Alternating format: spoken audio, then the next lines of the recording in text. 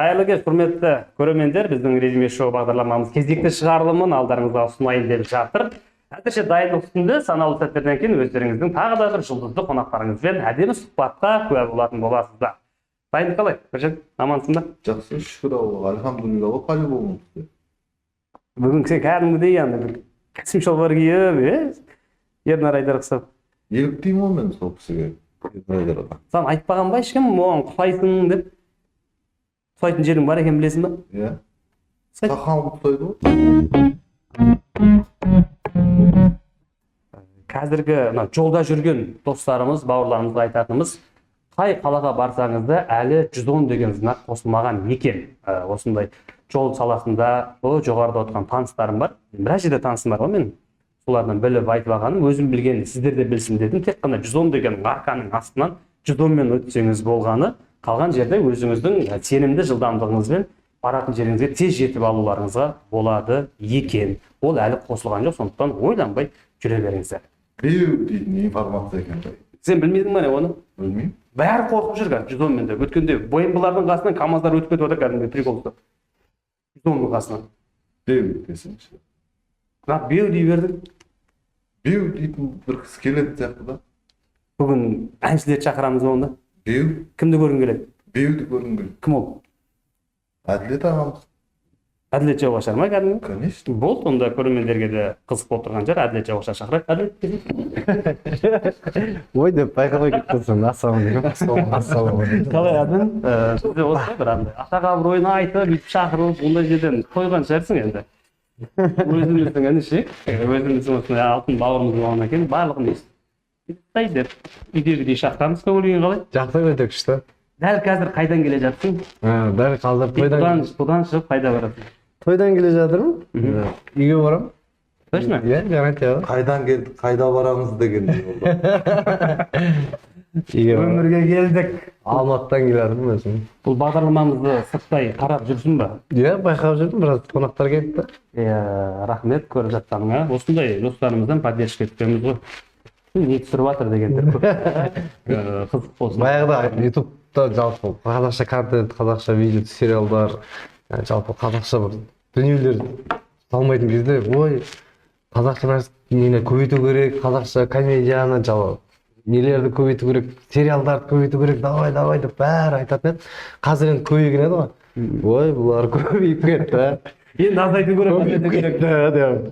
Бірден халықтың да ойы жақсы шығар, сапасын енді жақсарту керек шығар. Санын көбейтті ғой. Енді сапасын да көбейтейік деген ой шығар деп ойлаймын. Бізде сол сапасы жоқтардың біріміз негізі. Енді трудовой книжка деген болған ба? Мен қазір түсінбей тұрмын ғой, не болғанын. Еңбек кітапшасы бір жұмысқа кірген болған ба? Мемлекеттік қызметкер. Мемлекеттік қызметте істемеген. Бізде Біржан деген ініміз танысып кетті. Білем ғой. Таныстай былай қол алып. Бұл жазып отырады қазір сенің туралы информацияның барлығын, осы өзінің ноутбугі бар. Бір айлық табысың жобамен қалай? Ойбай. Халыққа қызық та сол. Айтып қойға болады шығар. Енді ол сен соған байланысты шығың да сондай ғой, барлығы біліп тұр ғой, тек табысын санап отқан ешкім жоқ. Соған байланысты қазір біз саған жұмыс ұсынамыз. Жартысын айтшы, братан, өтіп. Жобамен примерно шығыныңды айтшы, хорошо. Шығын енді айтатын болсам, ән жаздырасың, не сол? бір әнге, жалпы бір әншін баланың бір ән шығуының өзін расходын естіп берейін. Аранжировка, әр жерде әртүрлі 250 мыңға істейді, 200 мыңға істейді, біреу аранжировканың өзін 200 мыңға істейді, 200 мыңға бір аранжировка істеттің дейік. Инструмент, жаңағы сводкың бір әнге кететін ақша 500 мың кетті әнге, клип түсіресің оған бір 700 мың теңге, мультвидео болса 500 мың теңге, сюжетный болатын болса миллион кетеді. 1,5 миллион кетті. 1,5 миллион бір әнге кетті. Оны жаңағы сайттарға жүктеп берсе салатын бір 60-40 мың теңге сояққа кетеді.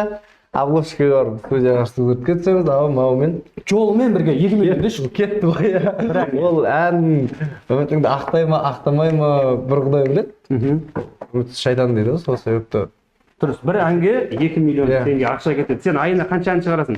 Айына емес, ұнап қалған ән болса жаңағы ой осыны шығарайықшы деген сияқты. Может, екі ән шығып кетеді бір айда. Иә. Шықпай қалады, үш айда бір ән шығады деген сияқты ғой. Иә. Бір кезде де тоқтату керек болады. 5 ай кәдімгідей ән шығармай. Жоқ, енді оны қалай істейік онда? Айына шығару керек. Айына бір ән деп есептейік. Да. Жылына 12 ән. Может, одан көп, может, аз. Мақұл.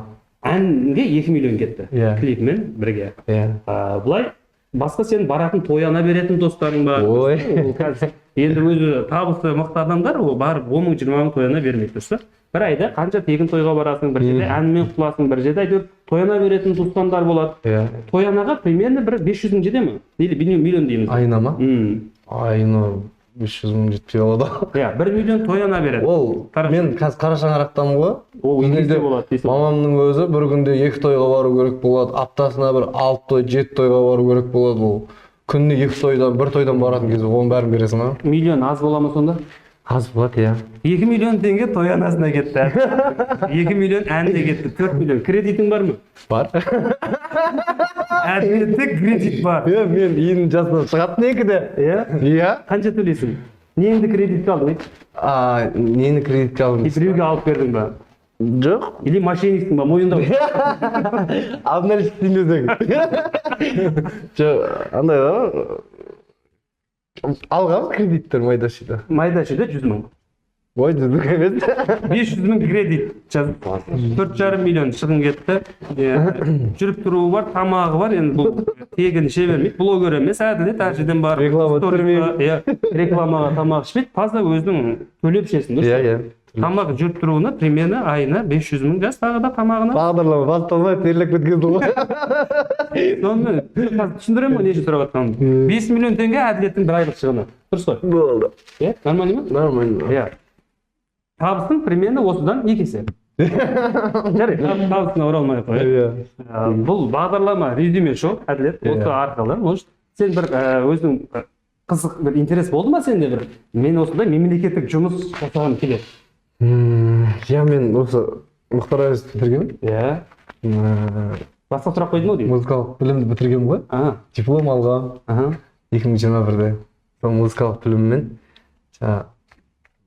баристерге осы Түркістан сарайында істегің келеді. төлеп қолдап жұмыс істегім келеді. Бірақ ояққа жұмыс істейін десем, яқта той бар, басқа қалаға ұшып кетемін, жұмысқа да тиянақты барып үлгермейтін шығармын деп ойлаймын да. Саған жұмыс уақыты таң сағат емес, саған обедпен кешкі сағат 5-ке дейін 3 сағат жұмыс болса, иә? И сосын күнде баратын емес. Басқа қалаға кетіп қалған кезде де үндемейтін болса, күнде баратын емес, иә? Сенің уақытыңа қарайды. Ой, тамаша. Қандай керемет. Иә, осындай жұмыс болса, айлығы, әділеттің шығыны айына 5 миллион, саған айлық 2,5 миллион жазылса. Ондай жазылмайды ау. Ондай жоқ шығар. Бар шығар мүмкін. 2 миллион дейші, жасар ма едің? Жасай, неге жасамасқа? Иә, онда сен әлі мемлекеттік жұмыс жасап көрмегенсің. Мүлдем істеп көрмегенмін. Қазір сенен не аламыз кәдімгідей? Түйіндем аламыз, резюме, өзің несі, ол туралы.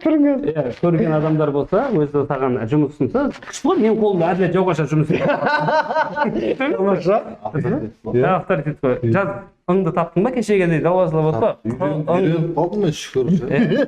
Сағым қазір тәмтірді. Бәрін жазып. Алғаш сұрақ, оны түйіндеме. Әділеттің көңілдесі бар ма? Көңілдесі деген ғой? Любовницасы. Ондай жоқ. Екінші әйелі? Жоқ. Үшінші әйелі? Жоқ, бірінші әйелі жоқ. Бұл әшейін әзіл ғой. Түйіндемен нағыз мақтады. Аты жөнің толығырақ. Әділет Жауғашар Жеңісұлы. Жауғашар Оп Жеңісұлы. Негізі әділет Жауғашар Оп қой. Сөйтіп бірінші әніміз Бесасоққа шығаратын кезде Рамазан Амантаев, Өмірзақ Махамбет, мен үшеуміз отырып ақылдасамыз, не істейміз деп, атымды қалай шығарамыз деген кезде әділет Жеңісұлы, әділет Жауғашаров, әділет Жауғашар деп шығарайық деп Рамазан сөйтіп Жауғашар болып кеткен. Негізі Жауғашар Оп. Әділет Жауғашар Жеңісұлы. Әкесінің аты Жеңіс екенін мен бірінші рет біліп тұрмын. Қанша қасында жүрсе де. Жөнім сол, бәрі сол. Бәрі соның ішіне кетеді ғой. Осыған кіре ма? Аты жөнім. Андай қылып жағаласа берме. Сен жазсай тек. Әділет Жауғашар Жеңісұлы. Туылған күні, айы жылы. Ең ба? 05-10-1996. Әділет 96 екен. Сенен жасты бала. Көтеріліп отыр, Сен жүрсің ыңды таппай. 96. Тұрғылықты мекен жайы?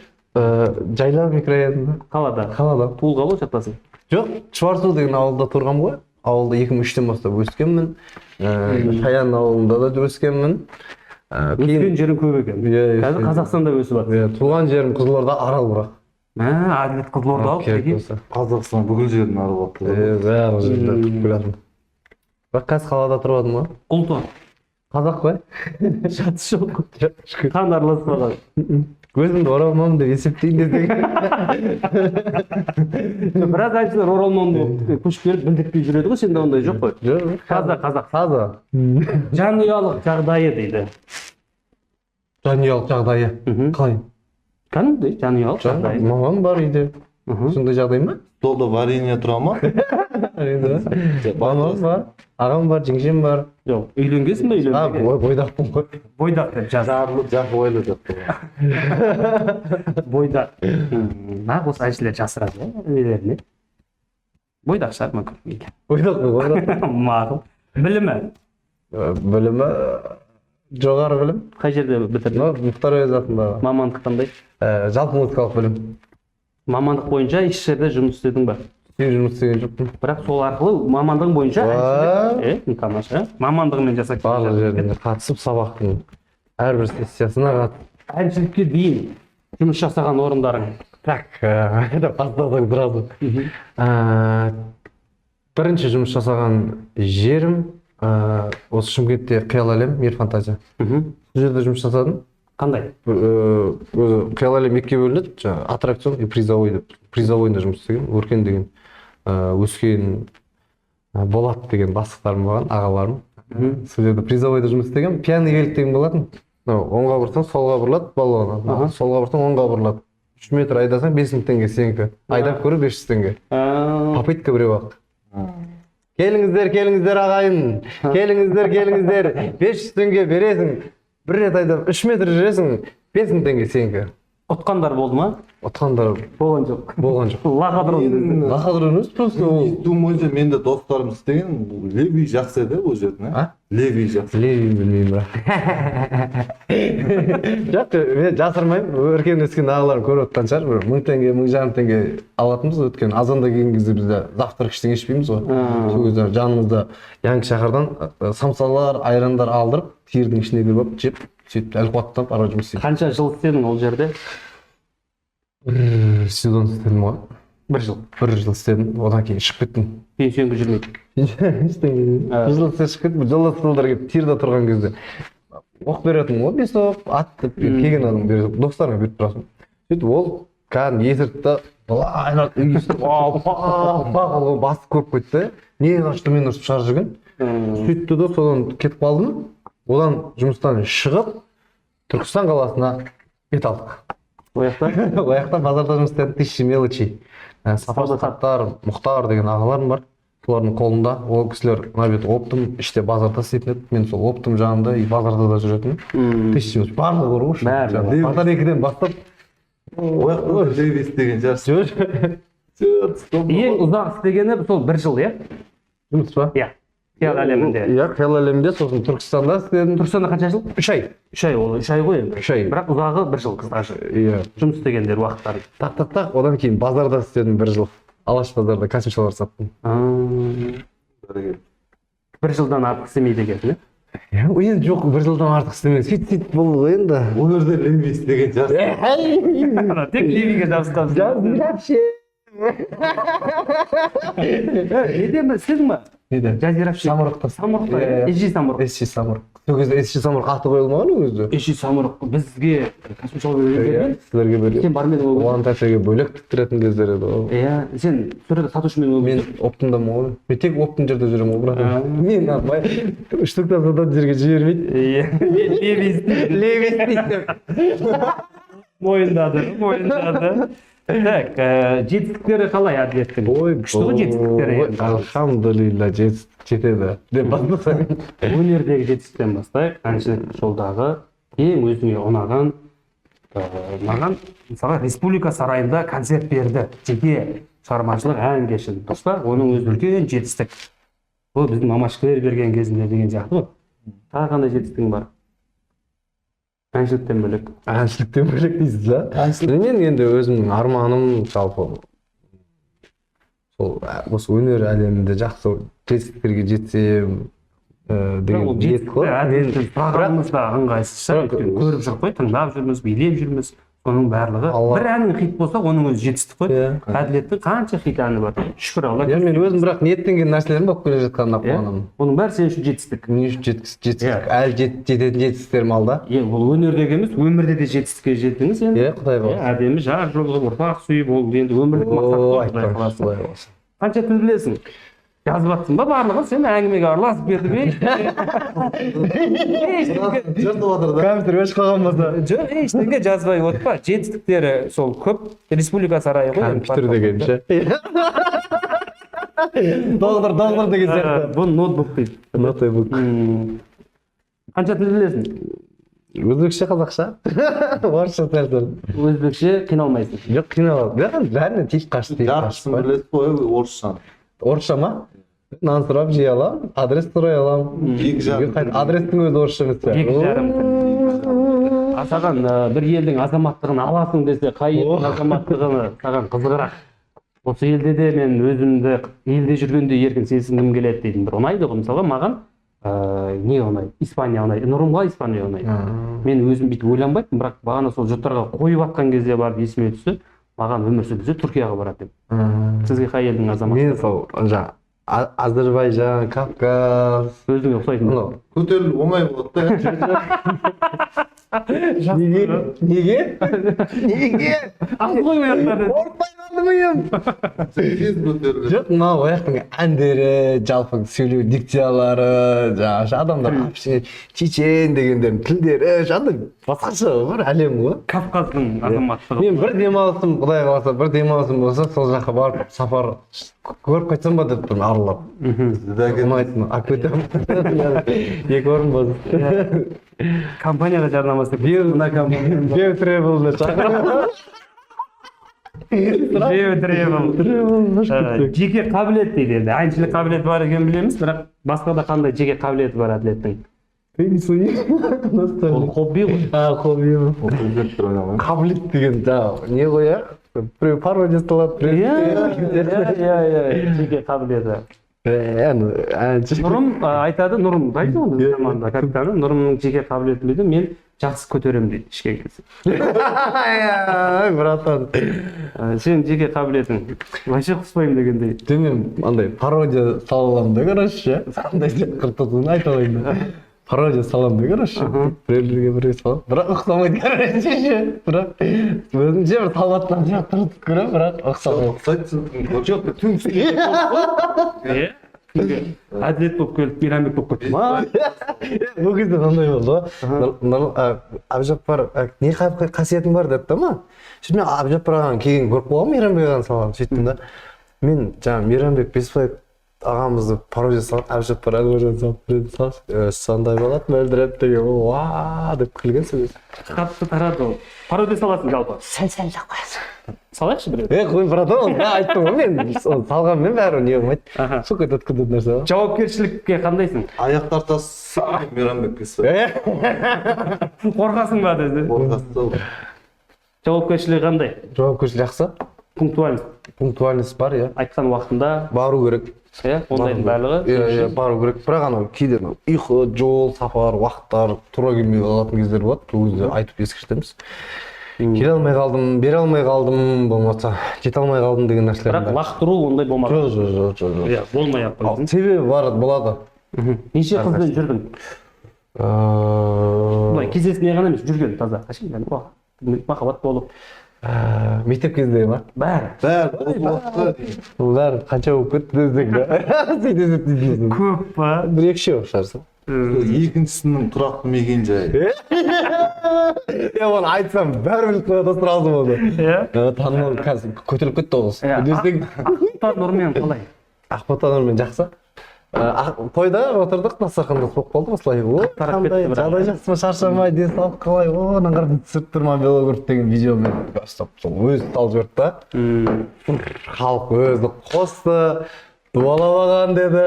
Ол әңгіме жүріп жатыр ғой. 2 күннен кейін мамаз күндеп тұр ғой. Әділет, мен районға барып келетін апайлардың бәрі сені айтып жатыр. Ана қыз не болмаған ба, не соғыс алайын деп жатыр ма, болмаса әдемі жарасып тұр екеуі, қалай болып жатыр деген көп әңгімелер болып кеткен. Бірақ екеуміздің ол жердегі әшейін достық қарым-қатынас отырыс әңгіме ғой. Бірақ ондай болмаған. Жоқ, ешқандай ештеңе. Кішкентай кезімізде біржан бізге андай қылатын біреуге кішкентай балаға жылайды бір ұқсасын ғой, ол нормально тұрады да ол бала ше. Жылайды десе ана бала жылап қалады ғой. Сол сияқты халықтың бәрі бүйтіп қосылып жатқан кезде өзінің бір сезімі оянып өйткен жоқ па, әдемі қыз ғой ақботандар. Жоқ, ондай ештеңе болмайды. Жақсы азаматша, өте керемет жан. Иә, өз бетінше ғой, әшейін сұрап Тамаша. жатқанымыз. Бірақ жақсы қыз. Өмірлік мақсаты. Өнердегі мақсатым, мысалы біздің қазақстандықтар басқа елдің әндерін алады, мысалы басқа елдің әндеріне билейді. Аяма дискодан соны билейміз. Сол жақта қарама-қарсы антоним да. Біздің әндерге шетел Сенің әніңе шетел билеті. қызықса, олар біздің елге турист болып келіп, біз концерт қойған кездерде жиналып тұрса, сондай ше. Біздің әндерді солар, баяғыда осы әндерге билет қой деп айтамыз ғой мысалы, олар да сөйтіп айтса екен деген ниет бар. Ниетіңе жет, құдай қаласа. Ары қарай мақсаттарым үйленіп, жарлы болу, күшті зәулім сарайда тұру. Мен сияқты да? Иә, жақсы болсын. Әке-шешемді қуанту, олардың асан арман жетпеген армандарына жеткізу ғой. Құдай қаласа. Әмин деп. Алла жеткізсін. Астына аумин деп жазып отырыңыздар. Беу, аумин деу, аумин деу. Беу ма? Беуді шариғатқа кіргізіп жібереді. Сіз сондай айтыңыз, беу, аумин деу, аумин деп. Қоғамдық жұмыстарға араласасың ба? Қоғамдық жұмыс деген қандай братан? Бір қарттарға көмектесу, субботникке шығу. Жаңа бізде Шымкенттегі жаңа детдомдарға, жалпы қоғамдық жұмыс қайырымдылық бар. Қоғамдық деген қайсы ол субботник ба сондай? Екеуін де. Ана ардагерлер Жасыл ел, шөп тазалау, иә. Бұрын болған шығар мектеп кезінде. Иә болды ғой, иә. Талай грамотам жатыр ғой үйде. Қоғамдық жұмысқа белсене қатысқан үшін Әділет Жауғашаровты марапатталамыз. Анау линейкада ше далада 3-ші переменде болған. Әділет Жауғашаров қоғамдық субботниктер. Келетін. Қайырымдылық жасап тұрасың. Жасап тұрамыз. Әлеуметтік желіде, қай әлеуметтік желіде белсендісің? Барлық тек менде TikTok, Instagram, Telegram, Иә? YouTube болды. Друг вокруг қана болады. Бәрін. Жоқ, мен басқа да Twitter, Facebook деген көретіндер адамдар ғой, мысалға. Фейсбукта енді көбінесе қызметкерлер отыратын сияқты, меніңше, мемлекет. Ой, кәдімгі жоқ, Facebooktың ішіне кірсеңіздер ма, кәдімгі соны неғып отыратын адамдар бар, кәдімгі жүргізетін. Байлар отырады деп естідім. Братан, ол Facebookта да отыратын адамдар бар. Дұрыс. Жалпы беу деген сенің не ғой енді, Әділет Жауғашар, беу деген еске түсіп тұрады. Беу қайдан шықты? Құдалықтарда, жаңағы тойларда музыкант болдық, гитара үйреніп, сол құдалықтарға шығатын болдық қой, шын домбыра, баян, гитарамен отырыстарда өлең айтатын болдық, сонымен. Өлең айтып боласың мысалға, ай деген кезде, ана аяғы пустой да, еш бірдеңе жетпейді, үріш. Өйде, жүп болсын, беуде, деді біреу. Ох, беу, осы беу дегендер. Ай, беу. Ой, деп айқайлап жүрші, беуді қосар. И қазір бір әндеріме қосуды ұмытып кетемін да. Беу жетпей тұр ғой, беу қалып кетті ғой. Мысалы, сол беу деген сөз сөйтіп шықты, сөйтіп келе жатыр ғой, беу болып. Беу де әдемі ғой. Зор ғой. Сөйтіп көбісі түсінбейді, не мағынаны білдіреді, бұл не деген сөз, бұл қазақтың сөз, баяғыдан келеді, шабыттандыратын сөз. Ол тек әділетке дейін де естіп қой оны, бірақ беу, шап. Баяғыдан келеді сөз ғой. Сізге авторский болып қалды ғой. Шабыттандыратын, ой деп. Әділет үлкен рахмет. Әділет туралы ақпараттарды тізе кетейік. Аты жөні Әділет Жауғашар. Кім еді? Әділет Жауғашаров, Жеңісұлы. Жеңісұлы, туылған күні 96. 05-1996. Тұрғылықты мекен-жайы Жайлау микрорайон, ұлттық қазақ, жанұялық жағдайы бойдақ, азаматтық Қазақстан Республикасы білімі жоғары Мұхтар Әуезов университетін тамамдаған, қызмет еткен орындары базарларда, сонымен қатар аттракциондарда, сондай бір мир фантазия деген керемет қиял әлемінде жұмыс жасаған. Еңбек өтілі стажы әр жерде 1 жылдан 1 жерде 3 айдан жасаған екен. Жетістіктері өте жоғары. Тілді меңгеру, қазақ тілін және өзбек тілін жетік біледі. Орысша сәл-сәл, жеке қабілеті әншілік текстен басқа пародия салып жақсы меңгерген, жауапкершілігі тамаша, өмірлік мақсаты жанұялы болу, ата-анасының разылығын алу, өнерде де осы қазақтың әндерін шетел кәдімгідей өз нақышына келтіріп тыңдауды қалайды, қоғамдық жұмыстарға белсене араласады, әлеуметтік желіде, барлық әлеуметтік желіде белсенді. Бұл Әділет Жауғаша туралы кішігірім ақпарат. Ұнап жатса 2 миллион теңгелік айлыққа өзінің қойған графигімен жұмыс жасауға келісіп отыр. Мүмкіндік болып жатса хабарласыңыз. Дұрыс айттым ба информация? Келгеніңізге рахмет, бір ауыз тілегіңіз болсын. Аман болыңыздар, бар болыңыздар, сау болыңыздар.